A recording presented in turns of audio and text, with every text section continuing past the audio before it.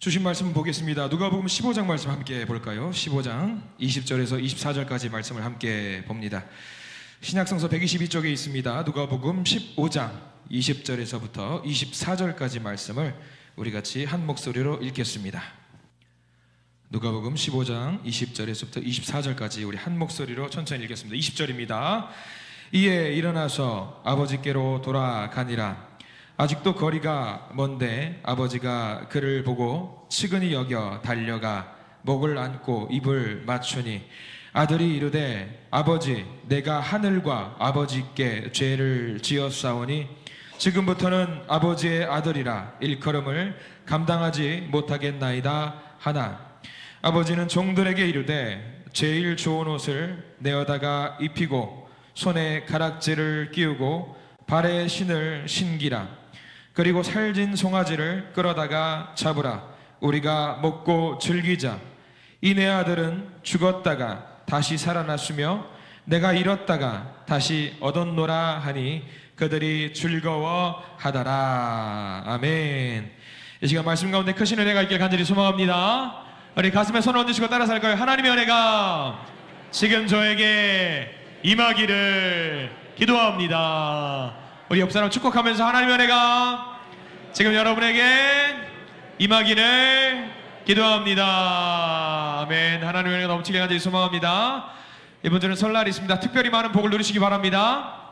그리고 옆에 있는 우리 자녀 손들에게도 큰 복을 또 나누어 줄 수 있는 넓은 마음을 갖고 있는 모든 성도님 되시길 간절히 소망합니다. 자, 오늘 말씀 누가복음 15장 말씀, 여러분 너무나도 많이 알고 있는 탕자의 비유 이야기입니다. 먼저 탕자의 비유를 어떤 식으로 한번 이해해 볼까 생각을 좀 많이 했는데, 지금은 좀 사그라든 것 같은데 한참 유행했던 단어가 하나 있습니다. 뭐냐면 치유라는 단어가 한때 많이 유행을 했습니다. 그러니까 영어로 말하면 여러분들 힐링이라는 단어 아시죠? 힐링이라는 단어가 그래요. 그래서 뭐 한 산업으로도 힐링 산업, 뭐 힐링 푸드, 뭐 힐링 여행, 뭐 힐링 댄스, 힐링 스포츠 뭐 이래가지고 힐링자를 붙여가지고 많은 그 단어가 확대된 적이 있습니다. 매일의 삶 속에서 그런 힐링을 원한다라는 거죠. 치료받고 싶고 치유받고 싶다라는 거예요.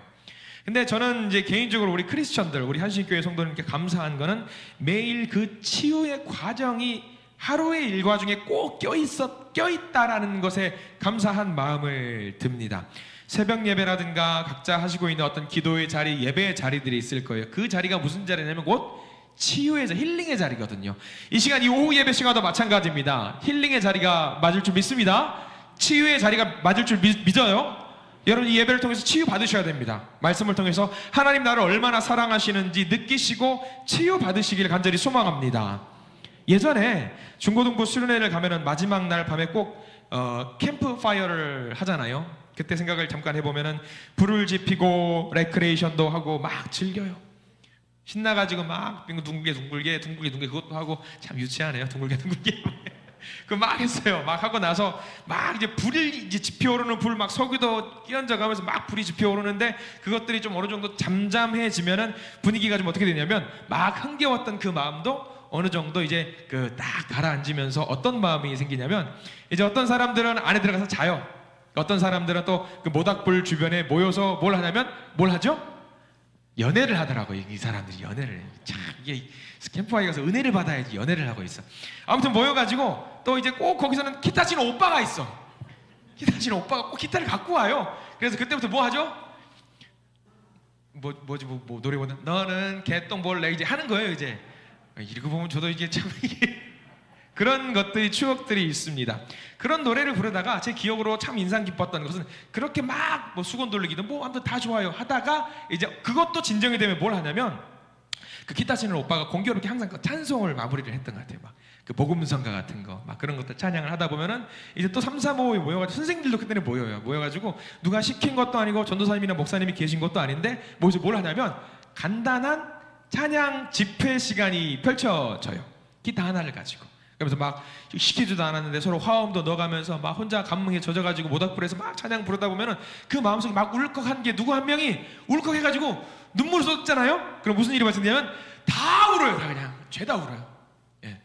저는 이제 그때 어떤 성령이 임재하는 느낌을 통해서 어떤 사람은 또 방언을 막 하기도 하고 기도를 하면서 많은 사람들이 그 캠프파이어를 통해서 마지막 시간에 힐링, 그러니까 치유되는 어떤 마음의 감동을 얻어서 다시 세상 속으로 가서 세상의 일을 하는 경우들이 많이 있었어요.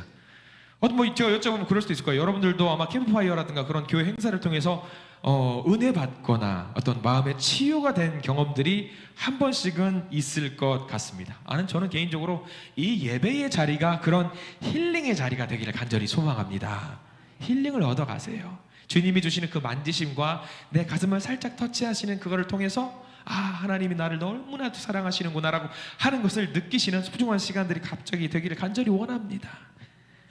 내 마음을 만지시는 그런 하나님의 임재, 오늘 이야기가 탕자의 비유로서 아마 굉장한 우리에게는 힐링을 주는, 치유를 주는 어떤 사건으로 여러분들을 이해하고 있습니다. 많은 사람들은 탕자의 비유를 하니까 누구에 대한 이야기입니까? 집중을 누구한테 하죠? 탕자 하니까 자가 뭐예요? 아들 자자잖아요. 그러면 우리는 관심을 누구한테 두냐면 도망갔던 둘째 아들에게 늘 관심을 갖는 경우가 있습니다. 교회 학교에서도 이 탕자의 비유는 굉장히 많이 이야기가 돼요. 왜? 이 탕자의 비유를 이야기하면은 아들들한테, 자녀들한테 써먹기 딱 좋은 말이거든요. 뭐냐면 가출하면 개고생이야. 가출하면 고생이야. 나가지 마. 집 나가면 고생이니까 나가지 마. 부모님께 순종해. 딱 적당한 이야기잖아요. 그래서 탕자의 비유. 이런 이야기로 아이들에게 이야기하면 기가 막힌 이야기를 전해줄 수 있습니다. 야, 집 나가면 고생이야. 이 탕자의 비유를 저희 큰아들한테 이야기하면 뼈저리게 느껴요. 뼈저리게. 왜냐면 저희 큰아들은 지금 대전에 따로 살고 있으니까 기숙사에 살다가 지금은 방학이라서 자취를 한단 말이에요. 잠깐 내려와 있긴 하지만 자취할 때는 아이들은 어때요? 집 나가면 얼마나 행복할 것 같아요. 나가서 내 마음대로 뭐도 할 수 있고 내 마음대로 뭐 할 수 있을 것 같아요. 그러다 보면 쌓여가는 설거지, 빨래, 이걸 자기가 해야 된다고 생각하니까 깝깝한 거예요, 아들들은. 그래서 그때 알게 된 거죠. 저희 아들 같은 경우는 집 나가면 고생이구나라는 것을 일찍 깨달은 경우죠. 맞습니다. 그래서 탕자의 비유, 나가면 고생한다라는 이야기를 많이 합니다. 이 이야기, 탕자의 비유는 주인공이 아들일 경우에 우리는 많이 그렇게 들었잖아요. 근데 요즘은 좀 주인공을 바꾸는 작업들을 좀 합니다. 주인공을 누구로 바꿀까요? 아빠가 있고 큰아들이 있고 작은아들이 있어요. 요즘은 작업을 누구에게 주인공을 맞춘다? 요즘은 추세가 아버지에게 맞춥니다. 아버지에게. 그래서 그런 책도 있어요. 탕부의 비유라는 이야기도 있을 정도로 아버지에게 관심을 맞추는 경향이 있습니다. 왜 아버지에게 관심을 맞출까요? 왜? 집 나가면 고생이가 그게 아니라 아버지의 마음을 우리가 헤아려야 될 것 같다. 아버지는 어떤 마음으로 있었는지 우리가 좀 헤아려 볼 필요가 있기 때문에 아버지에게 관심을 맞추는 경향이 있습니다. 자, 너무 좀 뻔하지만 한번 이야기를 한번 해볼게요. 탕자의 비유라고 했을 때 우리 12절 말씀을 한번 볼게요. 성경 말씀 15장 12절 말씀을 천천히 같이 한번 읽어보겠습니다. 시작. 그 둘째가 아버지에게 말하되 아버지여 재산 중에서 내게 돌아올 분깃을 내게 주소서 하는지라. 아버지가 그 살림을 각각 나눠 주었더니. 유대인들에게 가장 중요한 것, 아버지의 권위는 어디에 있었냐면 재산에 있었어요. 재산에 있었습니다. 그게 복이라고 생각을 했습니다. 아버지가 살아있을 때 자녀들에게 재산을 주는 경우가 있을까요, 없을까요? 거의 없어요. 유대인들에게 있을 수가 없어요. 주는 경우 딱 두 가지입니다. 첫 번째는 아버지가 병들어서 의식이 없을 때, 그게 첫 번째고, 두 번째는 아버지가 나이 들어서 죽게 되었을 때에 이 재산을 물려주는 경우가 일반적이에요. 근데 여기서 보십시오. 우리는 아버지에게 관심을 둔다라고 했습니다. 아버지가 심각한 병이 들었나요? 아닙니다. 건강하십니다. 그리고 아버지가 죽기 직전인가요? 아닙니다. 그럼 재산을 물려줄 필요가 있습니까, 없습니까? 없습니다. 물려줄 필요가 없습니다. 그러면 아버지에게 내게 돌아올 분깃, 재산을 달라고 하는 것은 어떤 행위냐? 굉장히 불효막심한 행동인 겁니다. 마치 아버지 왜 빨리 안 돌아가세요? 내 재산 주세요 라고 하는 것과 맥을 같이 하는 도전이에요. 불효입니다. 이런 불효가 없어요. 이기적인 둘째 아들입니다. 굉장히 이기적입니다. 이 둘째 아들은 며칠 되지 않아서 그 돈을 가지고 멀리 떠나 버립니다. 아버지의 마음은 안중에도 없어요. 돈 쓸 생각에 신나 있습니다. 놀 생각만 하고 있는 겁니다. 평생을 번 돈, 이 돈 쓰는 것은 정말 쉬운 것 같습니다. 평생 아버지가 모았던 재산일 텐데 이것을 쓰는데 걸리는 시간은 성경으로 보면은요 딱 한 절만 표현되어 있습니다. 13절 보실까요? 얼마나 많이 썼는지 13절 말씀 읽어보겠습니다. 시작. 그 후 며칠이 안 되어 둘째 아들이 재물을 다 모아가지고 먼 나라에 가 거기서 허랑방탕하여 그 재산을 낭비하더니, 거기 밑줄 그어보세요. 그 재산을 낭비하더니. 한 절도 아니에요. 몇 글자면 그 재산을 다 쓸 수 있는 겁니다. 한 절이면 한 가정의 재산 절반을 다 쓸 수 있는 것 같습니다. 그리고 이렇게 돈을 다 낭비해가지고 이 아들이 결국 간 곳이 어디죠? 먹고 살기 위해서 돈을 다 낭비하고 들어갔던 곳, 돼지우리로 들어갑니다. 돼지우리, 여러분들 유대인들에게 돼지우리가 있었을까요? 없었을까요? 성경에 나와 있으니까 돼지우리 있었겠죠. 근데 여러분들 저랑 같이 수요예배 성경 공부를 하신 분들이라든가 새벽 예배 나오신 분들은 돼지우리가 유대인들에게 어떤 시설인지 여러분들 아실 거예요. 돼지는 정한 동물이에요? 부정한 동물이에요? 부정한 동물이에요. 유대인들이 키우는 동물이 아니에요. 딱 하나 키우는 경우가 있었어요. 왜 키우는 경우였냐면, 기억나셔요 혹시? 이거 기억나시면 제가 진짜 상 주고 싶은데, 예, 귀신 들린 거기서 제가 한번 말씀을 드렸던 것 같은데, 여기정 원사님은 겸손하셔서 살짝 말하다가 말린 것 같은데, 왜 그러냐면 로마인들은 돼지고기를 먹습니다. 그럼 로마인들에게 납품을 하는 사람들은 돼지를 키웁니다. 그런 경우가 있었어요. 유대인들은 키우지 않습니다. 그런 어떤 정하지 않는 곳에서, 더러운 곳에서 일을 하면서 살았던 사람이 둘째 아들인데, 거기서도 돈을 제때 받지 못해서 굶어가지고 뭘 먹었죠? 쥐염열매라고 해가지고 돼지 사료를 먹으면서 살았던 사람이지요.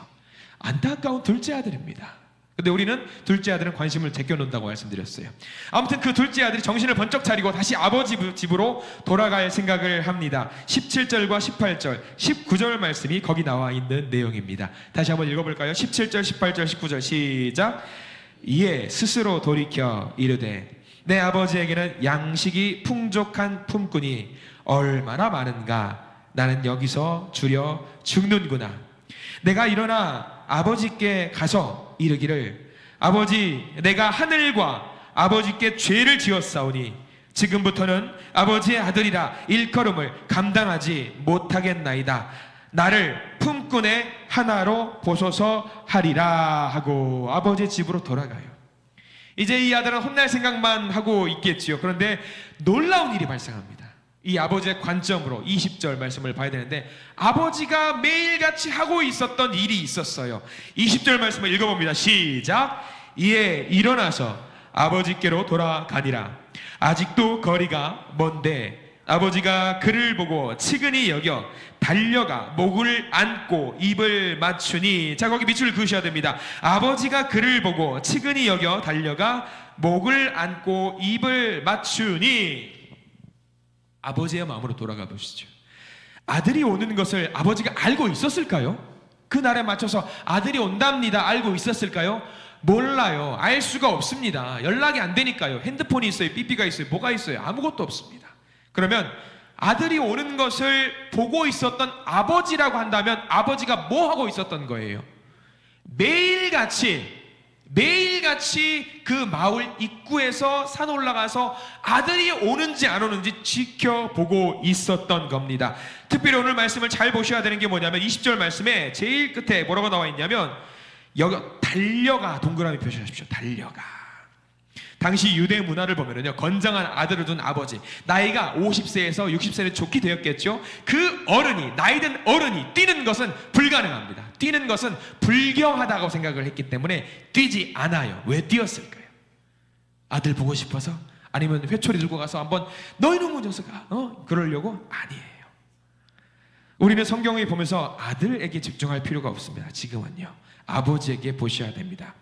아들은요, 아버지만을 버리고 떠난 것이 아니에요.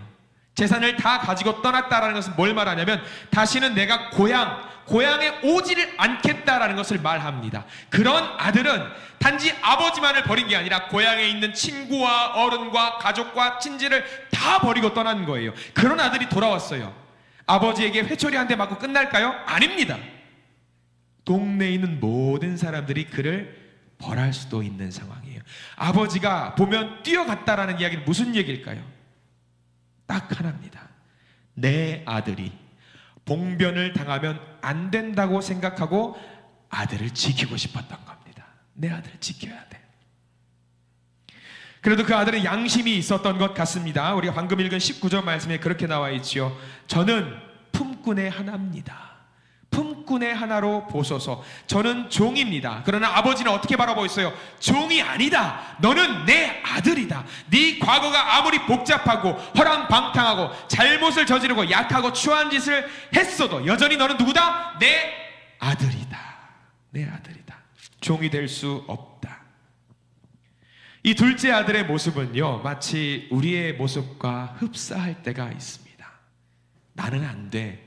나는 틀렸어. 나는 형편없는 인간이야. 나는 되는 게 없어. 이렇게 나를 비하할 때가 많이 있어요. 그렇게 우리가 스스로를 비하하더라도 하나님은요, 아버지 되신 우리 하나님은 우리를 여전히 무엇으로 보냐면 나의 아들로 보시고 나의 딸로 보신다라는 이야기입니다. 세상이 우리를 어떤 고통스럽게 하게 만든다고 할지라도 하나님은 우리를 여전히 안아주시면서 그것을 막아주시는 하나님으로 서 계십니다. 나는 안 돼, 해도 안 돼, 이런 말이 목구멍까지 나오더라도 우리는 꾹꾹 눌러 담아야 됩니다. 왜?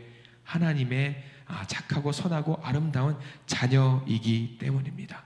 오히려 우리는 나는 틀렸어, 나는 죽겠네, 아이고 힘들어, 그게 아니라 나는 괜찮아, 하나님이 함께 하시니까 나는 할 수 있어, 이렇게 우리를 스스로 독려해야 합니다. 왜냐하면 하나님께서 우리를 그렇게 보고 계시기 때문입니다.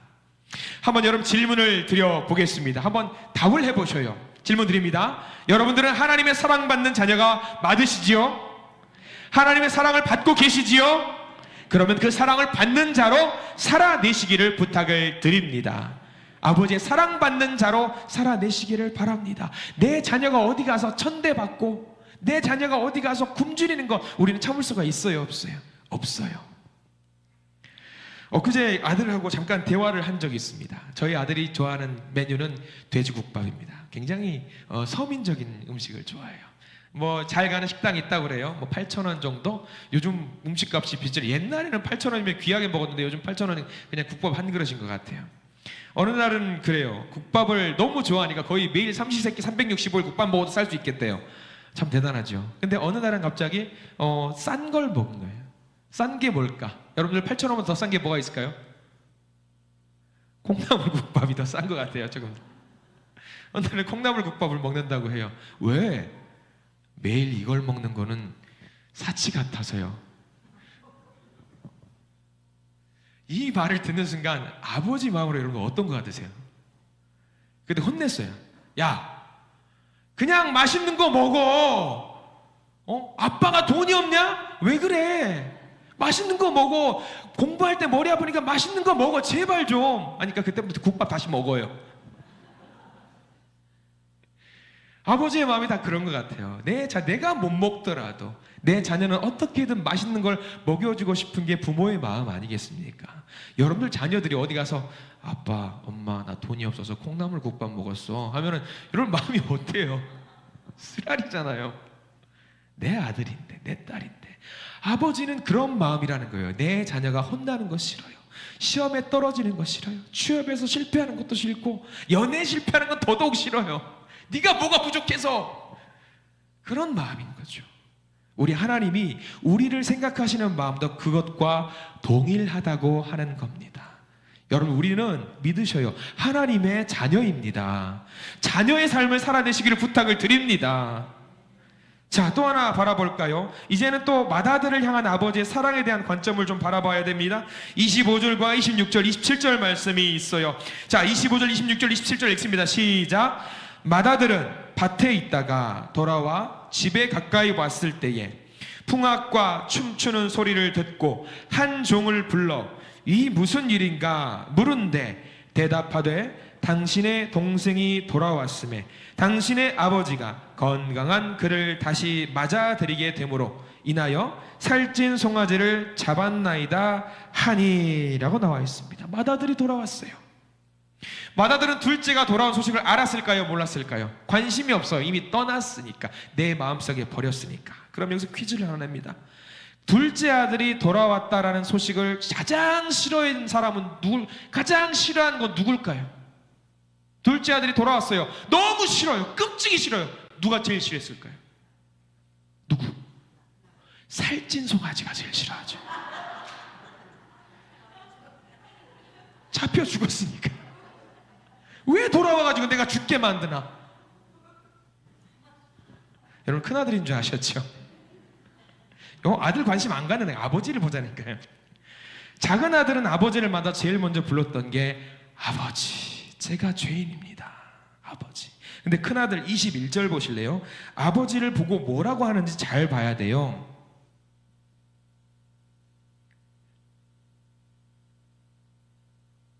29절이네요. 29절 함께 보겠습니다. 29절. 자, 이 맏아들이 맏아들이 아버지께 대답합니다. 29절 같이 읽습니다. 시작. 아버지께 대답하여 이르되 내가 여러 해 아버지를 섬겨 명을 어김이 없거든. 거기까지 볼게요. 아버지를 만난 큰아들이 아버지를 향해서 뭐라고 말하냐면, 성경에는 우리 번역은 참 잘 돼 있어요. 내가 여러 해 동안 아버지를 섬겼다라고 나와 있는데 원어에는 아버지가 아니에요. 뭐라고 적혔냐면 헬라 원어에는 내가 여러 해 동안 당신을 섬겼거늘이라고 나와 있어요. 당신을. 우리는 번역이 참 잘해서 아버지, 동방예의주기에 맞춰서 아버지라고 했는데 헬라 원어는 아버지라고 부르지 않아요. 당신을 섬겼다. 아버지를 두고 당신, 이게 말이 됩니까? 아버지를 섬겼다. 자, 얼마나 아픈 일인지 몰라요. 그러면 우리가 아버지는 재산이 있기 때문에 혼내도 됩니다. 쫓아내도 됩니다. 아버지의 권한입니다. 그런데 이 아버지가 어떻게 했는지 잘 봐야 돼요. 우리는 조용하고 얼른 들어와, 지금 잔치야, 분위기 망치지 마, 혼낼 수도 있습니다. 그런데 계속 아버지는 어떻게 하냐면, 미안해, 됐으니까 우리 기분 풀고 들어가자, 자꾸 권합니다. 성경에는 여기 권한다라고 나와 있는데 원어 상황을 그대로 보자면 빌다, 구걸하다라고 있어요. 아버지가 아들에게 구걸하고 있는 거예요. 제발 좀 화내지 말고 들어가자. 아버지가 이래서는 안 됩니다. 왜 그럴까요? 아버지는 사랑이라는 거 말고는 답을 할 수가 없어요. 사랑하니까. 둘째 아들도 사랑했고 큰아들도 동일하게 세상 인자한 모습으로 달래주고 있는 거예요. 31절 말씀이 우리에게 주시는 말씀이거든요. 달래면서 뭐라고 말하는지 잘 봐야 돼요. 31절을 밑줄을 쫙 그으시면서 내게 주시는 말씀을 한번 읽어보겠습니다. 31절 읽습니다. 시작. 아버지가 이르되 너는 항상 나와 함께 있으니 내 것이 다 내 것이로다. 자, 여기 예라고 하는 부분 동그라미 표시를 해두시기 바랍니다. 이 부분은요, 가만히 읽다 보면 참으로 눈물 나는 말이 아닐 수가 없습니다. 억울하고 화도 나고 속상하고 분통 터질 것 같은 아들을 두고 아버지는 세상 인자한 모습으로, 사랑이 넘치는 모습으로 말하고 있습니다. 얘야, 아들아, 사랑하는 아들아. 우리에게도 마찬가지로 사랑하는 아들아, 사랑하는 딸아, 그렇게 말씀하고 있어요. 우리는 하나님께 말하잖아요. 하나님이 어떻게 제게 이러실 수 있습니까? 아버지라면서요. 저에게 어떻게 이러실 수가 있습니까? 우리는 그렇게 기도하면서 대들 때가 많이 있잖아요. 그러면서 하나님께 말합니다. 저는 기도 안 할 겁니다. 이제 예배도 안 드릴 겁니다. 아무것도 안 할 겁니다. 이렇게 거부하는 우리에게 하나님 뭐라고 말하고 계셔요? 혼나봐야 정신 차릴래? 이게 아니라 아들아, 딸아, 세상 인자한 목소리로 우리에게 얘야 그러고 있다라는 거죠. 그나들이 얼마나 자기만 생각했는지 29절에 나와 있어요. 거기 여러분들 잘 보셔요. 나라는 표현이 몇 번 나오는지 잘 보십시오. 29절 제가 읽어드리겠습니다. 아버지께 대답하여 이르되 내가 여러 해 아버지를 섬겨 명을 어김이 없거늘 내게는 염소 새끼라도 주어 나와 내 벗으로 즐기게 하신 일이 없더니. 얼마나 이기적인 아들인가. 무려 4번이나 등장합니다. 나. 여러분, 큰아들에게 재산을 안 주었을까요? 여러분, 우리가 여기서 오해하지 말아야 돼요. 큰아들과 둘째 아들이 있습니다. 재산을 안 나눠줬을까요? 여러분 잘 보셔야 되는데 성경 말씀 12절을 보십시오. 우리 조금 돌아가 볼게요. 15장 12절에 여기 잘 보셔야 돼요. 큰아들에게 재산을 안 준 게 아니에요. 12절 잘 보십시오. 읽어봅니다. 12절 시작. 그 둘째가 아버지에게 말하되 아버지여 재산 중에서 내게 돌아올 분깃을 내게 주소서 하는지라. 아버지가 그 살림을 각각 나눠 주었느니라. 아들 주었어요. 여러분, 저와 같이 수요 예배, 새벽 예배 공부하시는 분들은 알고 있습니다. 큰아들의 재산의 비중이 얼마나 되는 줄 아시죠? 기본적으로 90%가 가져갑니다. 큰아들이. 원래 그게 그래요. 모든 것을 다 가져가는 거예요. 근데 여기서는 아무리 양보해도 둘째 아들이 많이 가졌다고 쳐도 둘째보다는 적어도 2배 이상은 큰아들이 가져간 거예요. 이미 재산을 나눠준 거예요. 그럼에도 불구하고 왜 나한테는 이렇게 4번이나 아버지에게 따진 거예요. 아버지라고 하지도 않아요. 당신은 그러면서. 얼마나 불효한 아들입니까? 그런 큰아들에게도 얘야 미안하다 들어가자 달래고 있는 겁니다. 둘째 아들에게는 어떤 식으로 기다려 주었냐? 허락하고 자기가 깨닫기를 바라는 마음으로 나가고 돌아온 것을 기다려 줬고요. 큰아들을 보면서는 인내하면서 기다려 주었습니다. 인내하면서. 큰아들을 향한 아버지의 사랑은 기다려주는 사랑, 그리고 둘째 아들을 보면서 허락해주는 사랑, 모든 것이 아버지의 사랑에서 나온 큰 그림인 겁니다.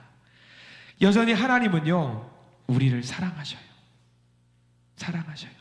사랑하는 방식은 다를 겁니다. 어떤 사람에게는 회초리를 들 수도 있어요. 어떤 사람에게는 그냥 위로하면서 기다려주시기도 합니다. 어떤 하나님이 여러분들을 기다려주시고 사랑하시는지는 알 수 없습니다. 예전에 이런 이야기를 한번 본 적이 있습니다. 여러분들도 아마 아시는 이야기일 수 있어요. 경북대학교 13대 14대 총장을 지냈고 국회의원도 하셨던 박찬석 총장이라는 분의 이야기입니다. 박찬석 총장. 이분이 경남 산청 출신인데 이곳에서 부유하지 않은 가정에서 살았고요. 그 아들이 공부를 조금 잘하는 것 같아요. 이 박찬석 총장이 어렸을 때에 그 아버지가 공부를 좀 더 잘하라고 대구로 유학을 보냈다라고 해요. 대구 중학교에 다니면서도 공부가 너무 하기 싫었어요. 반석차가 한 반에 68명, 꼴등 68등이었습니다. 유학을 보냈는데 공부는 잘 관심이 없었던 것 같아요. 부모님은 소장농이었기 때문에 자녀만큼은 교육을 시켜서 좀 잘 살게 만들어줬으면 좋겠다라는 생각이 있었습니다. 근데 성적이 몇 등? 68명 중에서 68등. 이 성적표를 부모님께 보여드릴 자신이 없었습니다. 그래서 결국 지우개라든가 종이 같은 걸 잘 이용해서 성적표를 68등해서 수직 상승해서 1등으로 바꿔가지고 성적표를 부모님께 가지고 갔다라고 합니다. 아버지와 어머니는 글자를 모르는 문맹이셨어요. 성적표를 받아보고 뭐가 잔뜩 적혀있는 것 같긴 한데 아버지 1등 했습니다 라고 성적표를 드렸다라고 합니다. 그랬더니 어떻게 했을까요? 그 아버지 어머니가 너무 좋아서 집의 유일한 재산이라고 할 수 있는 돼지 한 마리를 그 자리에서 잡아서 동네 사람들 다 초청해서 잔치를 벌였다라고 합니다. 우리 아들이 1등했어. 우리 아들이 1등했다고. 그 아들 박찬석 총장님은 어땠을까요? 마음의 아픔이 너무 컸습니다. 그 집 재산 목록 1호 돼지 한 마리, 그것을 잡았으니 얼마나 마음이 아팠을까. 그 잔치를 누릴 수가 없어서 아버지 그 한마디 하고 잔치의 끝자락에 뛰쳐나갔다라고 합니다. 주먹으로 자기 어린 얼굴을 때리고 회개하는 마음으로 막 뛰어가면서 다리 위에서 죽어버릴까 생각도 했다라고 합니다. 근데 충격적인 사건, 그 사건 이후로 그 박찬석 총장님은 목숨을 걸고 공부를 했다라고 합니다. 그리고 정말 열심히 공부했고 진짜 1등 성적표를 갖다 주기도 했다라고 합니다. 그로부터 그 사람은, 박찬석 총장은 17년 후에 대학 교수가 되었다라고 해요. 그리고 박찬석 총장이 아들이 중학교에 입학할 때쯤 그의 나이 45세. 부모님께 명절 때 갔습니다. 그리고 33년 전 그 일에 대해서 이제 솔직하게 말하면서 사과하려고 했습니다. 아들이 옆에 있습니다. 중학교 1학년 다니는 아들. 그리고 자기 아버지가 앞에 있고요. 자기는 그 자리에서 무릎을 꿇고 아버지에게 말을 꺼냅니다. 아버지, 30년쯤 전에 아버지 돼지 한 마리 잡으신 사건이 있으시죠? 있지. 저 그때 성적표 1등 성적표 가지고 갔잖아요. 있지. 그랬지. 근데 아버지, 조용해라. 네 아들이 다 듣는다. 다 알고 있다. 네 아들이 듣기 때문에 말하지 마라. 그게 아버지신 것 같습니다. 다 알고 계셨다는 거죠. 마찬가지 것 같습니다. 우리 하나님도 마찬가지로 우리를 바라보고 계십니다. 얘야, 아들아, 딸아, 다 안다. 그런데 모르는 척하는 거다. 그렇게 다 알면서 기다려주시는 분이 우리 아버지십니다. 그게 우리를 힐링하는 방법이시고요, 우리를 치유하는 방법이십니다. 하나님은요, 우리를 아주 오래 참고 기다려주세요. 하나님은 우리의 유일한 치료자고 치유자십니다. 우리를 너무 사랑하시기 때문에 혼낼 줄 몰라서 혼내지 않으시는 것이 아닙니다. 그저 우리가 바른 길로 돌아오기를 기다려주고 계신 분, 우리 하나님. 우리를 기다려주시는 그 사랑 감사하면서 늘 삶 속에서 하나님께 영광 돌리는 삶을 살아내시는 저와 여러분들 되시기를 간절히 축원합니다. 기도하겠습니다. 주여 감사합니다. 하나님께서 우리를 얼마나 사랑하시는지 오늘 말씀을 통해서 깨닫습니다. 우리의 잘못과 우리의 죄를 보시면서도 묵묵히 응원하시면서 다시 돌아오겠지, 다시 돌아오겠지, 사랑으로 우리를 기다리시는 하나님, 우리가 투정 부리는 소리, 하나님 저한테 왜 그러세요? 저한테 왜 그러시는 거예요? 그 소리를 들으시면서도 애야, 내 아들아, 내 딸아, 기다려주시는 하나님의 음성을 이 시간 우리가 듣기를 원합니다. 주님, 우리를 지켜주시옵소서. 사랑합니다. 사랑합니다. 예수 그리스도 이름으로 간절히 기도드립니다. 아멘.